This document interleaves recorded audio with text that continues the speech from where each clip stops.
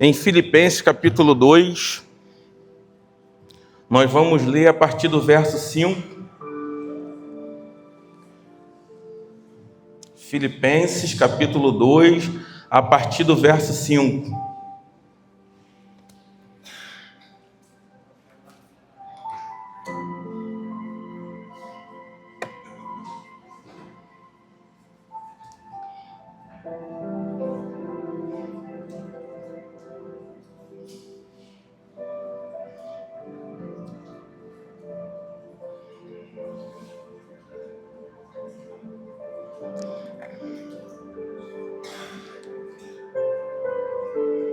Vamos ler por ali, ó.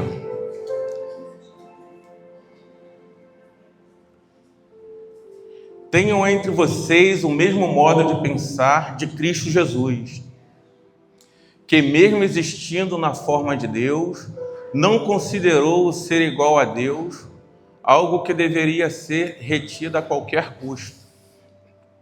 Pelo contrário, ele se esvaziou assumindo a forma de servo, tornando-se semelhante aos seres humanos e reconhecido em figura humana. Ele se humilhou, tornando-se obediente até a morte e morte de cruz. Pois isso também Deus o exaltou sobremaneira. Por isso também Deus o exaltou sobremaneira. E lhe deu um nome que está acima de todo nome, para que ao nome de Jesus se dobre todo joelho nos céus, na terra e debaixo da terra. E toda língua confesse que Jesus Cristo é o Senhor, para a glória de Deus Pai. Assim, meus irmãos amados, como vocês sempre obedeceram, não só na minha presença, porém, muito mais agora na minha ausência, desenvolva a salvação com o temor e tremor. Até aqui. Querido, nós temos a tendência de nos movermos na direção da grande maioria. Imitamos as ações de um grupo, tomamos as decisões de forma impulsiva e sem analisar, crítica apenas por a maioria estar agindo daquelas maneiras. Isso é tendência nossa. Às vezes nós tomamos essas decisões, às vezes agimos dessa forma, olhamos para a movimentação da grande maioria e às vezes assumimos essa forma, agimos dessa forma. Nos conformamos com a realidade atual e não vemos as oportunidades que se apresentam diante de nós. É comum isso acontecer. Eu, como representante de vendas, em muitas das vezes, ali numa sala de espera, esperando para ser atendido, junto com outros representantes, às vezes nós começamos a conversar e analisando assim o ambiente que nós estamos e o que estamos passando na nossa nação e principalmente no nosso estado. Às vezes comentamos sobre as dificuldades, né? E às vezes ali você acaba ouvindo e acaba analisando também o que você está ouvindo e de quem você está ouvindo. E às vezes, por conhecer muitos desses representantes, às vezes você começa a fazer um pré-julgamento, né? Às vezes eles começam a falar, rapaz, que dificuldade, as vendas estão ruins, está isso, está aquilo. E aí eu olho para a situação que está sendo comentada e penso da seguinte forma. Eu falo, poxa, esse cara está reclamando, mas na verdade ele está numa posição em que ele merece estar. Às vezes, chega numa quarta-feira, esse cara não trabalha mais. Às vezes o trabalho é de segunda a sexta, mas quando chega numa quarta, o camarada já não vai mais trabalhar. E às vezes você acaba ouvindo aquelas coisas e vendo aquelas atitudes e você faz esse pré-julgamento. E às vezes você coloca aquele cara numa posição e diz que ele está vivendo o que ele está merecendo por conta daquilo que ele tem deixado de fazer. Mas, na verdade, nós não deveríamos pensar assim. Na verdade, a gente está sempre diante de grandes oportunidades de ouvir e ver situações, e por conta de quem nós somos, nós temos a oportunidade, às vezes, de liberar uma palavra, de mostrar as coisas de uma perspectiva diferente da qual aquela pessoa está vendo. A gente precisa, em meio às dificuldades, muitas das vezes, encontrar oportunidades para mudar o quadro, para agir de forma diferente. E, às vezes, a gente acaba colocando as pessoas naquele lugar e naquela posição. E, às vezes, elas não estão ali porque elas querem.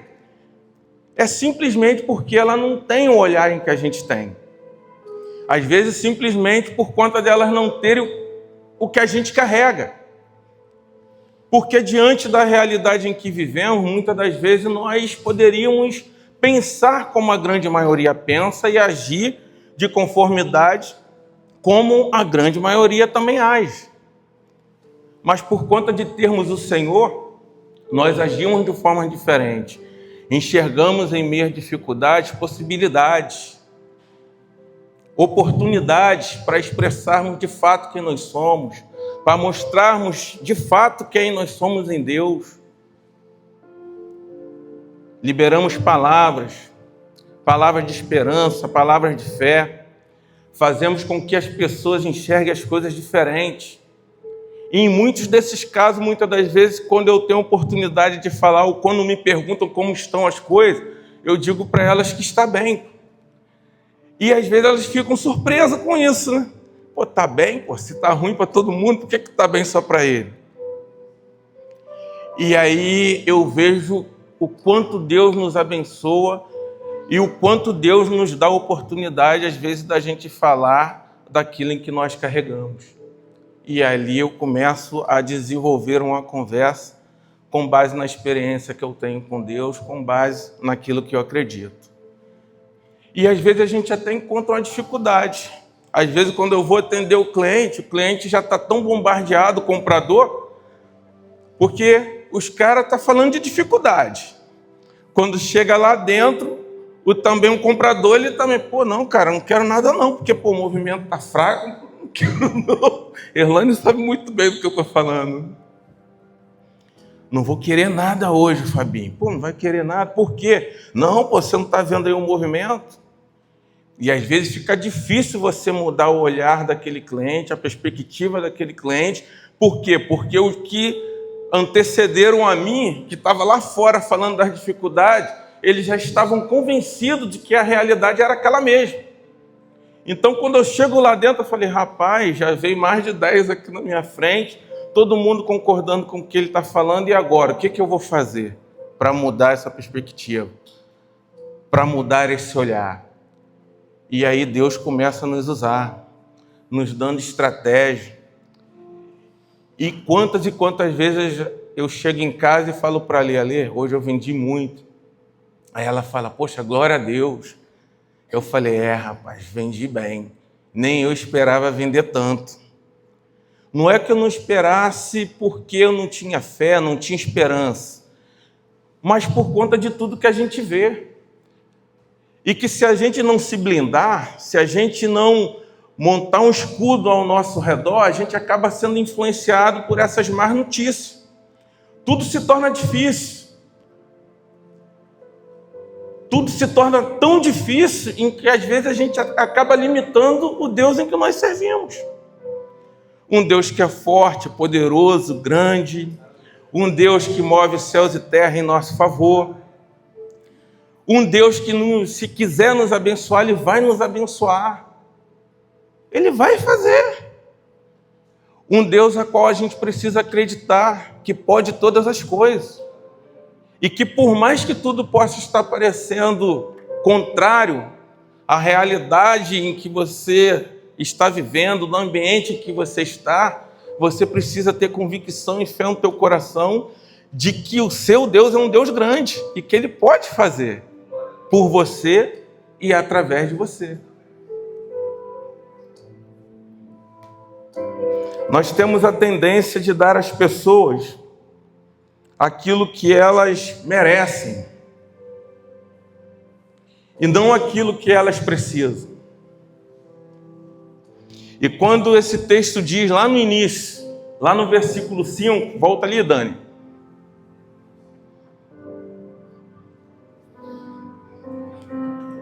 Tenham entre vocês o mesmo modo de pensar de Cristo Jesus.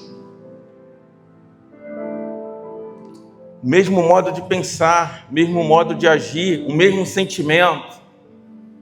Isso é um desafio para nós. Conforme eu te falei, nós somos tendenciosos a acompanhar o que a grande maioria faz. Diante das dificuldades, diante das lutas, diante dos problemas, diante das decepções.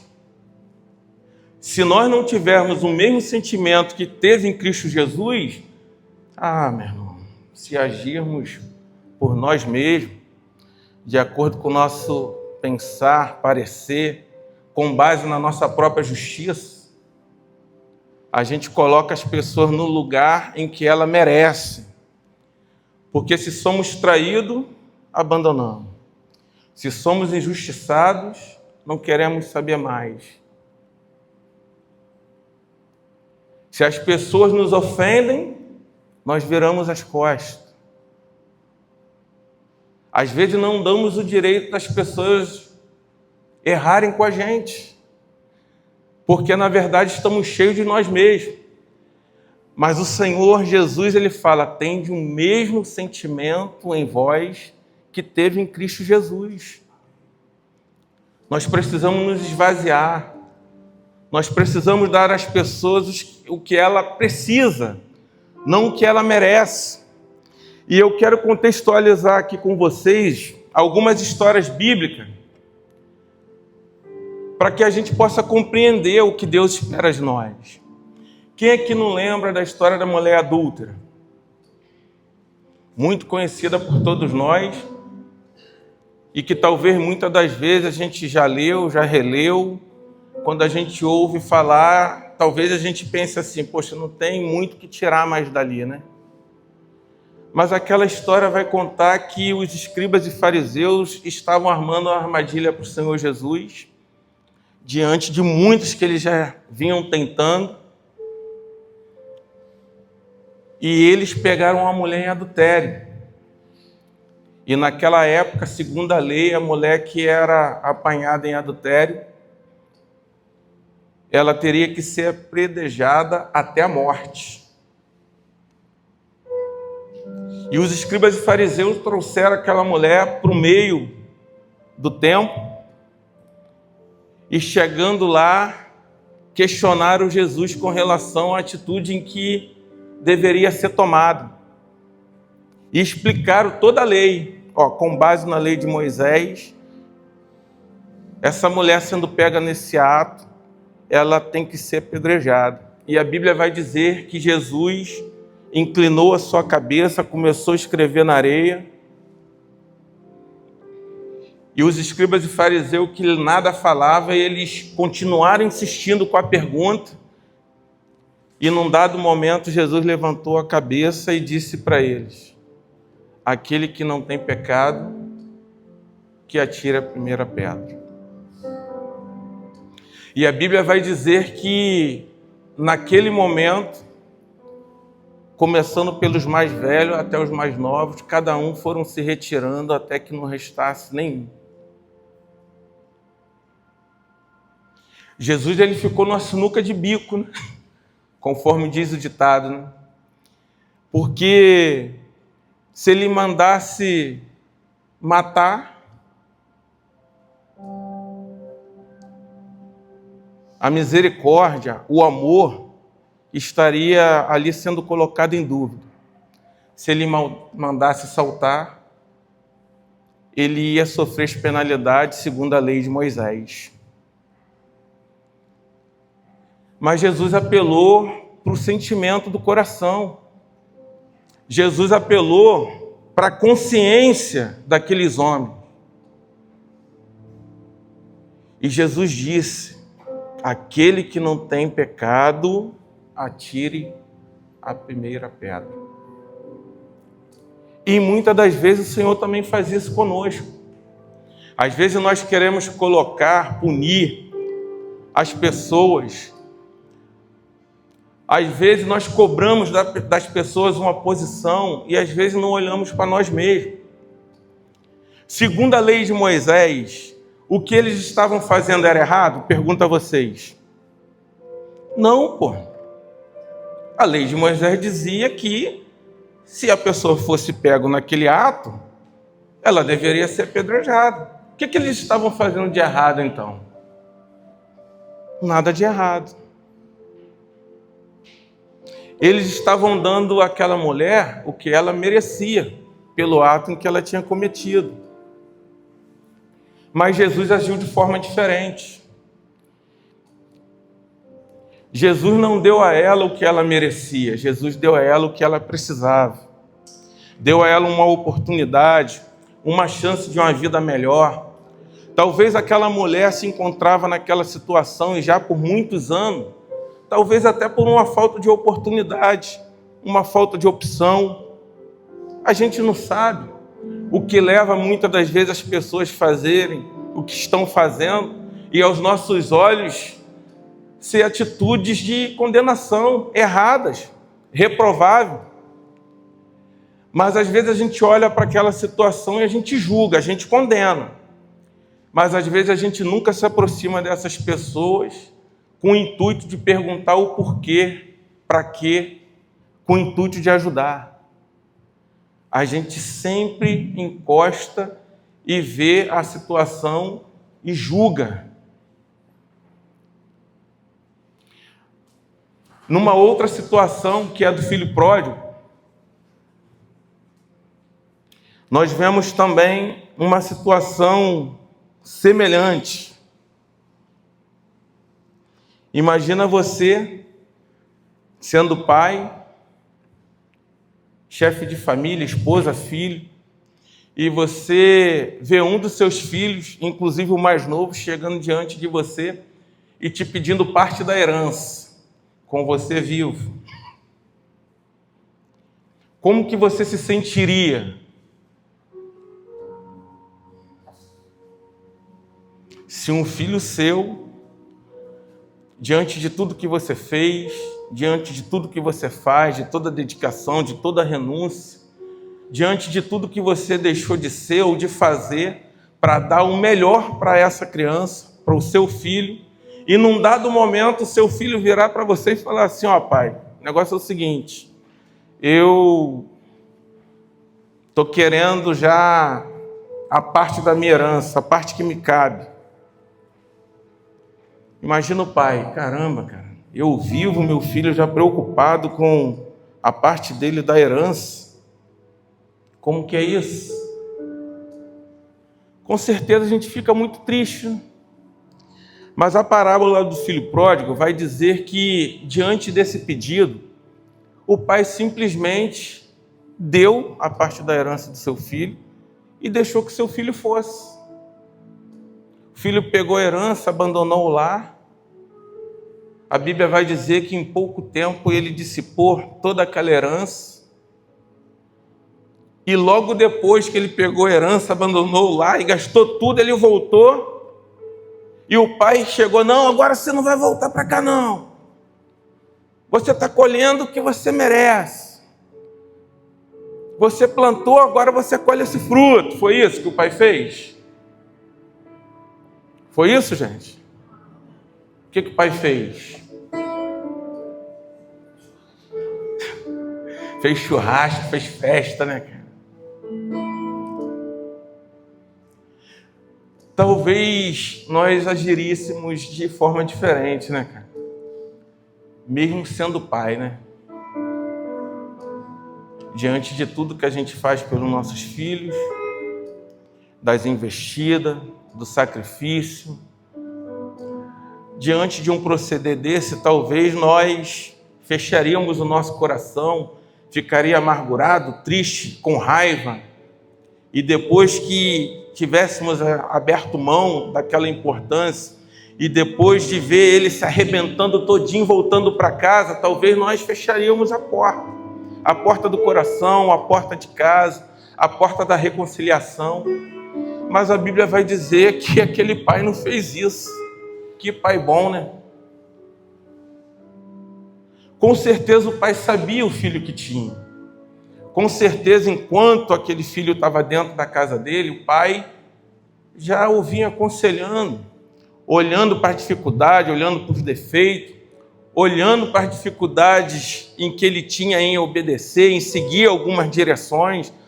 Com certeza o pai já vinha tentando por muito tempo, por muitos anos, talvez tentando corrigir alguns comportamentos em que aquela criança tinha, mas ele não conseguiu. E chegou num dado momento que, mesmo diante desse pedido, o pai falou: caramba, já tentei tanto e não consegui. O que eu vou fazer? Eu vou deixar ele ir.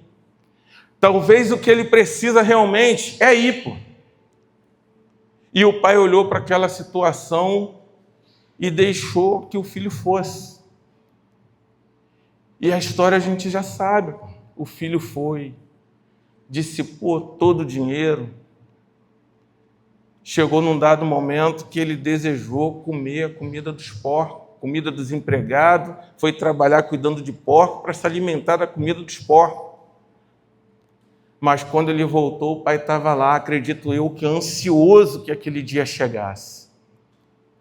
Ansioso que aquele filho um dia pudesse se arrepender de tudo que ele fez e voltasse com o coração quebrantado, modificado, arrependido, para que eles pudessem novamente se reconciliarem e viver uma vida excelente, uma vida de paz, uma vida de alegria, uma vida de comunhão. E mais uma vez a gente vê que, ao invés do pai dar para o filho o que ele merecia, o pai deu para o filho o que realmente ele precisava. Você pode reparar que nas duas situações, tanto da mulher adúltera, existia um grupo querendo dar para a mulher aquilo que ela merecia por conta dela ter feito o que fez, e também na história do filho pródigo, por conta do que ele fez, ele também merecia, cara, viver a vida em que ele estava vivendo. O pai com certeza poderia falar: não, cara, já que você teve essa escolha, já que você teve essa opção, seguiu o seu próprio coração, seus próprios pensamentos, cara, agora você colhe a consequência das suas escolhas. Porque eu não vou mais arriscar te receber, eu não quero mais te ter junto de mim, eu não quero mais passar pelo que eu passei. Mas não foi isso que aconteceu. O pai abriu, meu irmão, o coração e o recebeu de volta. Tanto é que o irmão dele, o mais velho, quando viu aquilo acontecendo, se indignou. Que isso, meu pai? Eu estou aqui contigo tantos anos e o senhor nunca matou um cabrito para mim, para dar uma festa para meus amigos, para receber meus amigos. E agora esse teu filho, diante de tudo que ele fez, foi embora, pediu a herança antecipada, abandonou a casa, abandonou os seus cuidados, dissipou tudo que o Senhor deu para ele, voltou, e o Senhor ainda recebe com festa. Que atitude é essa? Ou seja, dentro daquela casa existia alguém que estava com o coração ressentido, um coração que não pensava como Jesus, que não tinha o mesmo sentimento de Jesus. Um que estava disposto a perdoar, um que estava disposto a dar para aquele menino o que ele precisava, mas um outro que estava disposto a dar para ele aquilo que ele merecia por conta daquilo que ele fez. E muitas das vezes nós também agimos assim.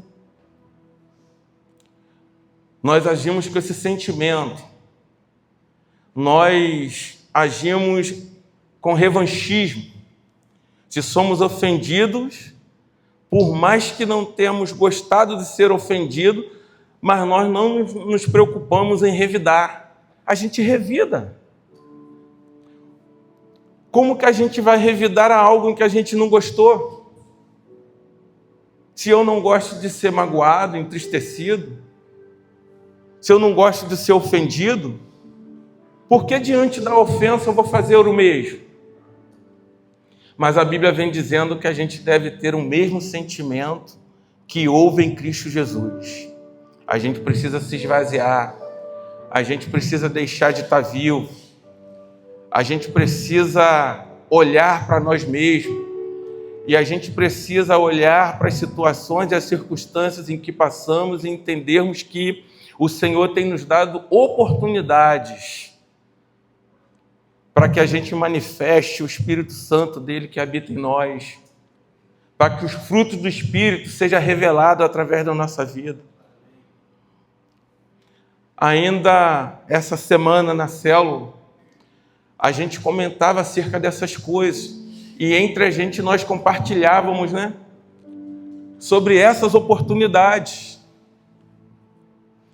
E como é gostoso a gente poder comentar acerca dessas coisas.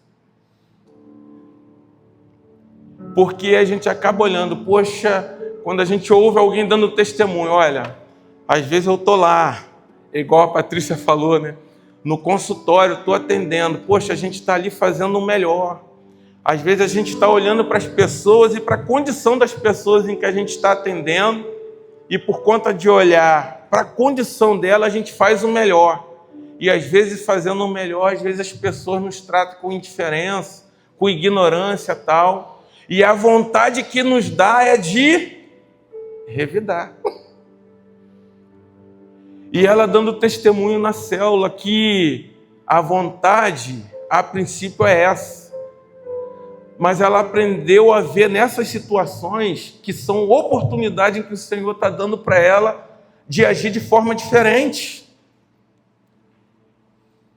E aí, diante dessas situações que vão pintando e que muitas das vezes faz com que a gente aflore o nosso lado humano, cara? Aí o Senhor vai lá com o Espírito Santo dele, toca na gente e fala assim, não age assim não. É hora de você manifestar a minha graça. É a hora de você manifestar o meu amor. É hora de você ter o mesmo sentimento em que eu tive diante das muitas coisas em que eu já passei. É hora de você dar a essa pessoa não o que ela precisa. Porque se você for agir por impulso, por você mesmo, você vai revidar. E você vai revidar e você vai encontrar razão. Você vai achar que está certo. Mas não é disso que ela precisa. Não é disso que ela precisa nesse momento. E aí Deus toca no nosso coração e nos faz agir de forma diferente. Hoje o Senhor ele tem nos dado a oportunidade, queridos, de vivermos de forma diferente, de agirmos de forma diferente. Há um tempo atrás, eu estava conversando com o Paulinho. Paulinho, aquelezinho ali, meu amigo, meu irmão. E nessa conversa o Paulinho estava me relatando uma história. Porque ele é pai como eu, e o meu filho também está ali. E por sermos pai, a gente está aconselhando nossos filhos a todo tempo. A gente quer o melhor para eles. E em certo momento, a gente se torna pessoas chatas. Né, João? E Paulinho, ele estava passando por uma situação semelhante. E ele falava para mim, Fabinho, lá em casa é assim, assim, assim. Às vezes eu estou na cozinha, vou para a sala, eu tenho que chegar na sala e apagar a luz. Daqui a pouco eu vou para o quarto, apaga a luz. Aí eu olho, o ventilador está ligado, eu pergunto para minha filha. E aí o ventilador está refrescando a cama. Aí ele vai lá e apaga. E ele estava contando que num determinado momento a filha dele decidiu ir morar sozinha. E ela foi morar sozinha. Quando chegou lá, ela teve que pagar aluguel, teve que pagar luz, teve que pagar água. E depois de um certo tempo, ela procurou o Paulinho de volta. E falou, papai, eu vou voltar para casa. Ele falou, minha filha, volta, minha filha. Essa casa aqui é tua. Você vai morar aqui o tempo que você quiser. Não foi isso, Paulinho? Papai, eu vou voltar, mas olha só, eu vou pagar pelo menos a luz. Ele falou, minha filha, você não precisa pagar nada. Não, papai, eu quero pagar a luz. Pelo menos a luz eu quero pagar. Tudo bem, minha filha, você pode, tá bom, paga a luz, mas você não precisa pagar nada. Ou seja, ele em todo momento, ele fez o que tinha de fazer. Ele via ela tendo algumas atitudes em que não era correto, e ele avisava. Mas para ela, ele era um cara chato. Mas ela só passou a dar valor, na verdade, àquilo em que ele estava falando com ela, quando ela teve que morar sozinha, pagar aluguel, luz, água e outras coisas. Assumir um compromisso. E quando voltou, voltou valorizando os conselhos do seu pai, a direção do seu pai, a fala do seu pai. E com a gente não é diferente. Muitas das vezes a gente precisa perder, para valorizar. Às vezes a gente desfruta de algo excelente e às vezes a gente não dá o valor que deveria dar. Eu falava com a Cíntia, elogiando a ela pelo texto que ela descreveu ali no grupo da célula, acerca... Priscila, desculpa. É difícil demais. Acerca dela, do que ela tinha escrito ali, descreveu, durante toda essa trajetória em que a gente vem vivendo como grupo caseiro, como célula, de tudo aquilo que tem sido produzido em nossas vidas. E, cara, eu li aquele texto ali umas 2 ou 3 vezes e falei assim, cara, é exatamente isso. Às vezes a gente não percebe, mas olha o que Deus tem feito na nossa vida.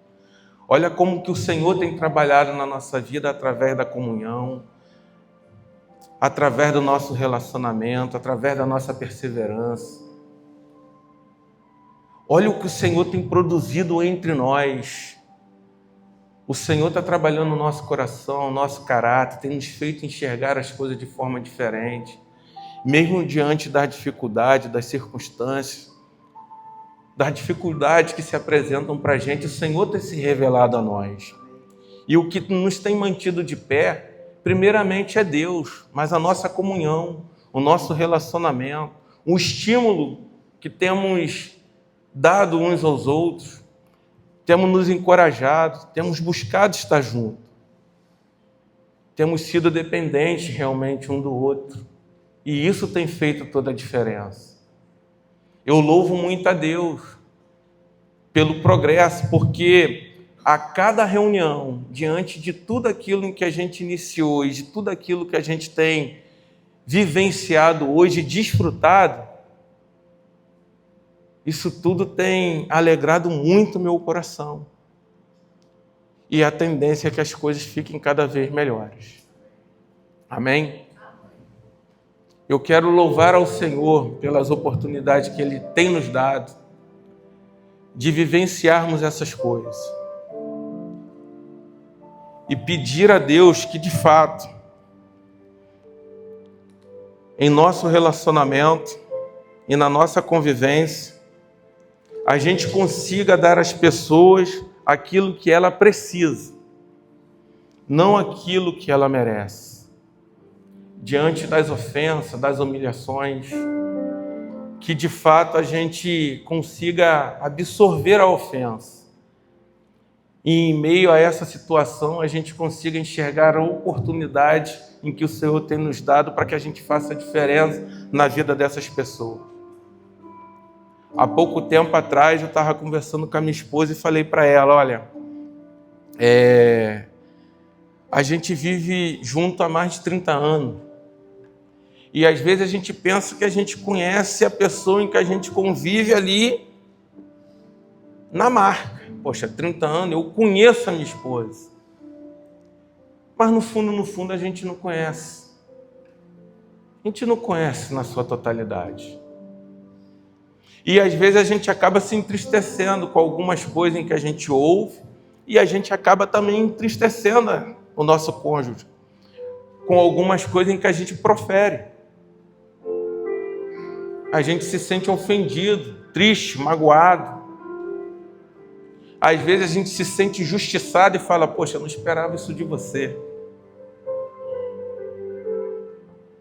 Mas o Senhor também tem nos levado para um lugar em que a gente entende que a gente nunca vai querer magoar aquela pessoa em que a gente ama.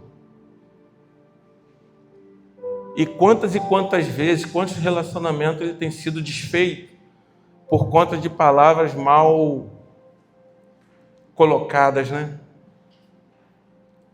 Palavras que realmente magoam, entristecem, e a pessoa absorve aquilo ali com uma força e às vezes ela deixa de considerar anos de relacionamento, anos de convivência por conta de uma situação em que ocorreu, por conta de um momento de raiva. Porque às vezes a gente provoca também, né, gente? E às vezes a pessoa fala uma verdade para você que está no coração dela e que às vezes ela não falaria se ela não tivesse com raiva de você. E às vezes o que ela falou é até verdade, mas você fica mais ofendido, você prefere não reconhecer a verdade que você ouviu e você se ofende e às vezes você até abre mão desse relacionamento do que você analisar o que você ouviu mesmo no momento de raiva e falar, poxa, cara, eu fiquei triste, não esperava, poderia ser de outra forma, sim, mas o que ela falou é verdade. Ela está certa no que falou. Reconhecer e continuar junto. Levar em consideração a história, o tempo junto, a convivência, a amizade, o companheirismo. Isso tudo a gente precisa considerar. E, na verdade, muitas das vezes a gente abre mão porque a gente está muito cheio de nós mesmos. E Deus, Ele quer nos esvaziar. Ele quer que nós tenhamos as atitudes e sigamos o exemplo do nosso Mestre, do nosso Deus, do nosso Senhor e Salvador Jesus Cristo. Eu queria que você ficasse de pé em nome de Jesus.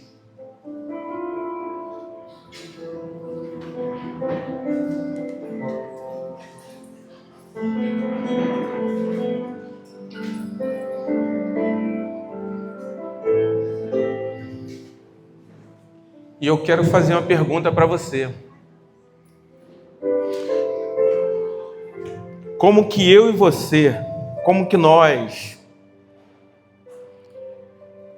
temos reagido diante das ofensas sofridas, diante das acusações, diante do julgamento, diante das traições em que fazem parte da nossa vida, diante do abandono, da consideração que esperávamos que as pessoas estivessem com a gente. Diante de tudo isso, será que revidamos? Será que colocamos essas pessoas no lugar em que elas merecem?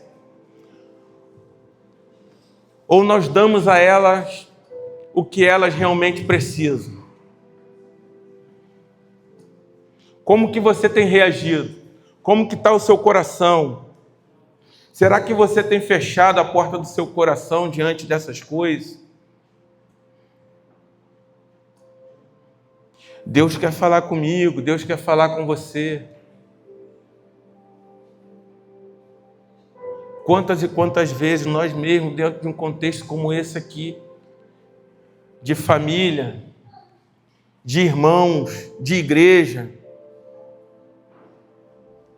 diante dos conflitos, diante das desavenças, diante dos maus entendidos, das palavras mal proferidas, das tristezas em que causamos uns aos outros, como que nós temos reagido a essa realidade, a esses acontecimentos? Será que o nosso coração tem estado aberto para perdoar, para relevar, para termos uma conversa sincera, para não deixar que a ofensa sofrida apague a nossa história, o nosso relacionamento, aquilo em que nós temos construído como família? A nossa história, a nossa amizade, o nosso companheirismo, a nossa convivência, ela precisa estar acima de tudo isso, de toda e qualquer situação que possa vir de encontro à nossa vida com o intuito de quebrar a nossa comunhão. Costumo dizer que não existe problemas que em Deus não possa ser resolvido. Mas isso tudo só vai depender do coração em que estivermos. Como que está o teu coração hoje? Está aberto? Está sensível? Será que você tem tido o mesmo sentimento que houve em Cristo Jesus? Tem se esvaziado de você mesmo? Tem perdoado aqueles que têm te ofendido? Coloca a mão no teu coração, eu queria orar com você.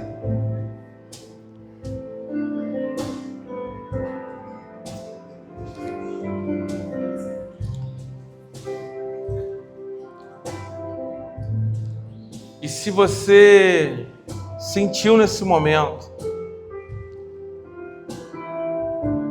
que há uma certa dificuldade para que você perdoe, para que você haja de forma diferente em determinadas situações e que é uma barreira para você, que há dificuldade, que há uma luta, se você quiser vir aqui na frente, eu também quero orar de uma forma mais específica também por você. Fique à vontade, tá?